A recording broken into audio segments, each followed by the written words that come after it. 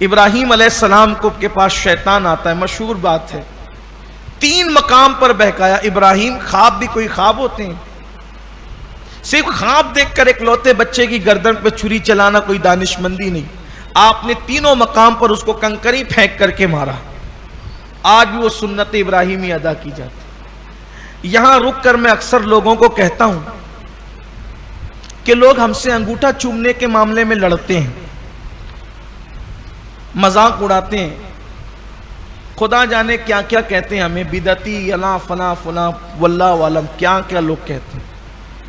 ہم لوگ تو اہل سنت صوفیہ کے ماننے والے لڑائی جھگڑا جانتے ہی نہیں، کبھی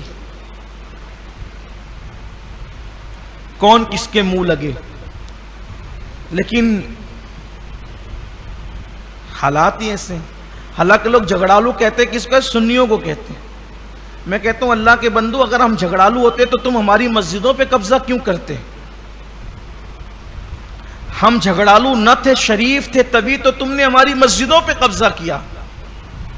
پوری دنیا اور پورے ہندوستان کی بات تو چھوڑ دو، ہم مالیگاؤں میں انگلیوں پہ گنا سکتے اپنی مسجدوں کو جس پہ تم نے قبضہ کیا ہے۔ بعد میں آئے تم، قبضہ آپ نے کیا ہے۔ اور یہ بات بھی آپ کو بتا دوں، قبضہ وہی کرتا ہے جو بعد میں آتا ہے۔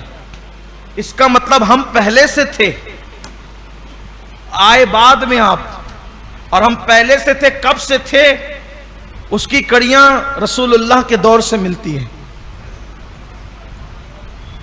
کبھی کبھی میں یہ باتیں کرتا ہوں تو لوگوں کو تکلیف ہوتی، نہ کیا کرو، آپ اپنی بات کیا کرو۔ میں کہا یہ بھی ہماری ہی بات ہے، اس لیے کہ نئی نسل کو ہم نہ بتائیں گے تو پھر کون بتائے گا کہ آپ نے قبضہ کیا ہے۔ ارے قبضہ کی ہوئی زمین کے اندر رہ نہیں سکتے، کھانا نہیں پکا سکتے جو زمین میں قبضہ کیا ہو۔ جس مسجد پہ قبضہ کیا اس میں تمہاری نماز کیسے ہوتی ہے؟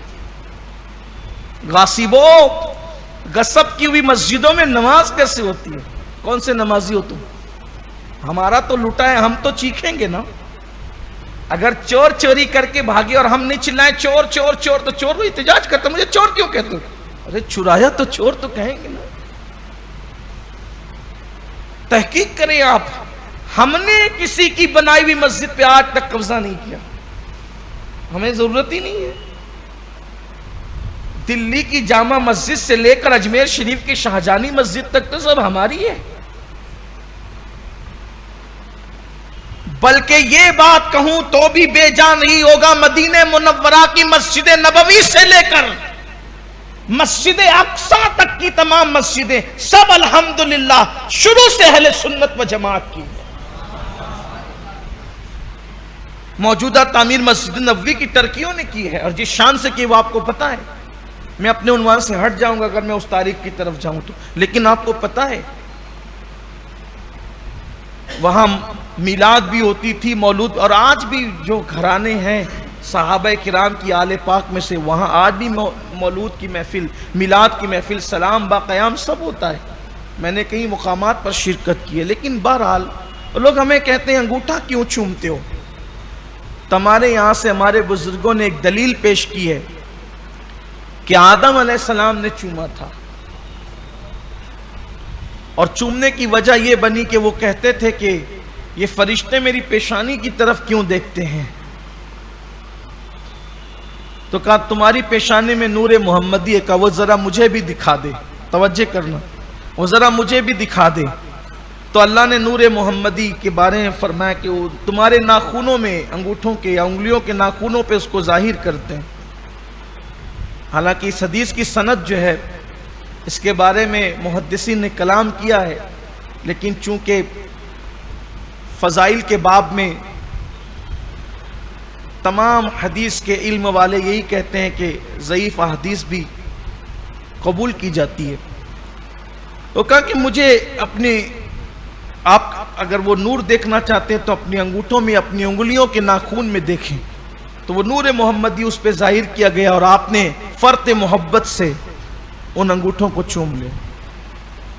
تو اب ہم سے یہ پوچھا جاتا ہے کہ آدم کو تو نور محمدی دکھا، توجہ آپ کی، آدم کو تو نور محمدی دکھا جس سے انہوں نے انگوٹھا چوم لیا، تمہیں کون سا نور محمدی دکھتا ہے؟